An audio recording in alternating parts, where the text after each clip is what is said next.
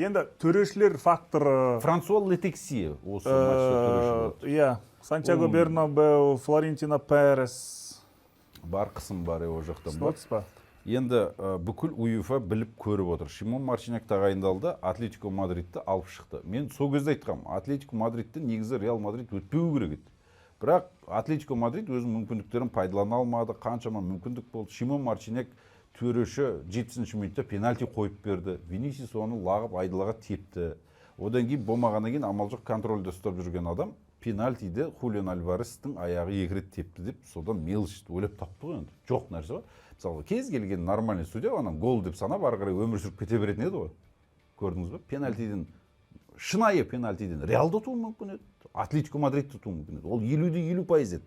Бірақ сол 50-50%-ды 80-де 20 қылып отыр ғой бұл жерде Шимон Марчинек. Түсініп тұрсыз ба? Сөйтіп шығарып отыр. Реал Мадридтің анағұрлым жоғары барғаны керек УЕФА-ға. Мына төреші жайлы не айтасыз ертең? Франсуа Летексие бұл француз төрешілері бұл өте қауіпті. Менің ойымша. Бірақ енді бұрын соңды жаңағыдай келісілген матчтарға дау-дамайға басы қалмаған таза адам деп ойлаймын. Сондықтан таза төрешілік етеді. Және УЕФА-ның өзі де қазір біліп отыр ғой. Қазір Реалды қазір тағы шығарса енді үш турнирде енді ол шлый дейді ғой енді. Шлый болады енді. Анау енді дау-дамай забасток болып кетуі мүмкін Европада менің ойымша. Мынау енді масқара болады енді.